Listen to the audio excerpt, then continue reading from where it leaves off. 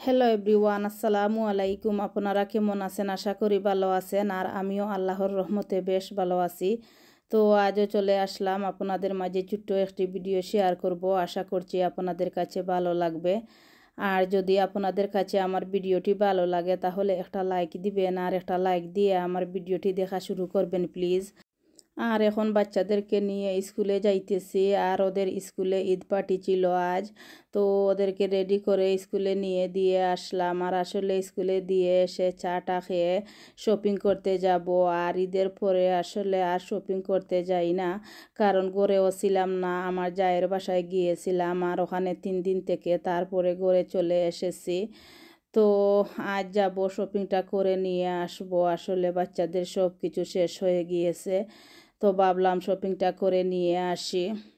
আর আসলে বিশেষ করে বাচ্চাদের সকালের ব্রেকফাস্ট এটা আসলে ডেটটা আসলে অনেকটা বাড়তি থাকে। তো আর আসলে যদি আগে নিয়ে এসে রেখে যেতাম তাহলে ডেটটা চলে যেত। আর আসলে আমরা গিয়েছিলাম ঈদের পরের দিন আমার বাসুরের বাসায়। তো ওখানে আসলে আমরা একদিন থেকে ছিলাম, আর তারপরের দিন আসলে চলে এসেছিলাম, কারণ ওদের স্কুলটা খুলে যাবে। আর আজ আসলে রোজা থাকাতে আসলে আগে যেতে পারি নাই, আর হলিডেটাও শেষ হয়ে গিয়েছিল।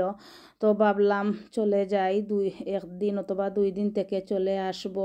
তো আসলে গিয়েছিলাম একদিন, আর মাঝে একদিন থেকে ছিলাম, আর পরের দিন চলে আসতে হয়েছিল কারণ স্কুলটাও খুলে গিয়েছিল সেজন্য।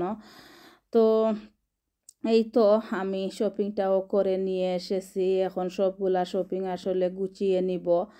আর আসলে শপিংটা গুছাতে অনেকটা সময় লাগে। তো এখন আমরা শপিংটা গুছিয়ে নিব, সব কিছু আসলে জায়গায় জায়গায় রেখে দিতেছি।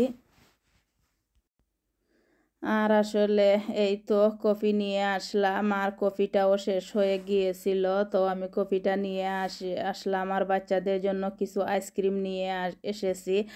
আর আসলে বাচ্চারা তো আইসক্রিমটা খেতে অনেক পছন্দ করে, কিন্তু আমি ঠান্ডার দিনে আইসক্রিমটা আনতে চাই না, আমি একটু কম আনি। আর বাচ্চারা তো আসলে ঠান্ডা গরম কিছু বুঝে না, আইসক্রিম খেতে অনেকটা পছন্দ করে।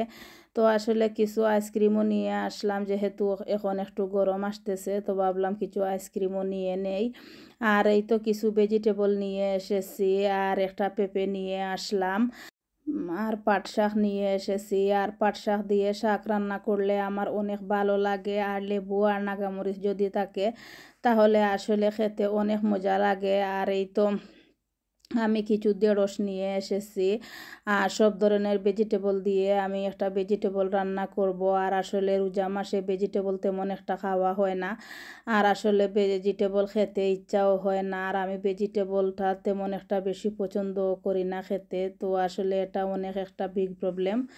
তো আর কি আর করা, তো ভাবলাম যেহেতু রোজাটাও চলে গিয়েছে তাহলে কিছু ভেজিটেবল নিয়ে নেই, আর মিক্স ভেজিটেবল রান্না করব। আর ভেজিটেবলটা তো আমাদের শরীরের জন্য অনেক ভালো। আর এই তো কিছু বরবটি নিয়ে এসেছি, আর এই বরবটিগুলা অনেক সুন্দর বরবটি ছিল, নতুন এসেছে। তো এগুলা দেখে নিয়ে আসলাম। তো জানি না খেতে কেমন লাগবে, তো দেখে বোঝা যাচ্ছে খেতে ভালো হবে। আর এই তো একটা বাঁধাকপিও নিয়ে এসেছি, আর বাঁধাকপিটা আসলে আমার অনেক ভালো লাগে খেতে। তো আসলে এটাও রান্না করব। আর আমি কিছু আদা নিয়ে আসলাম, আর আদা রসুনকে আমি পেস্ট করে ডিপ ফ্রিজারে রেখে দিব। আর একটা চাল কুমড়া নিয়ে এসেছি, আর এই চাল কুমড়াটা আসলে অনেক কচি ছিল। তো এই চাল কুমড়াটাও আমার কাছে মনে হচ্ছে খেতে ভালো হবে। আর এই তো লেবুও নিয়ে আসলাম। সো ভিউয়ার্স, আপনাদের কাছে যদি আমার ভিডিওটি ভালো লাগে তাহলে আমার চ্যানেলটি সাবস্ক্রাইব করে আমার পাশে থাকতে পারেন। আর আপনারা যারা আমার চ্যানেলটি সাবস্ক্রাইব করেছেন, আমার পাশে আছেন, আমাকে সাপোর্ট করতেছেন, সেজন্য আপনাদেরকে অসংখ্য অসংখ্য ধন্যবাদ। তো আজ এ পর্যন্ত, আসসালামু আলাইকুম।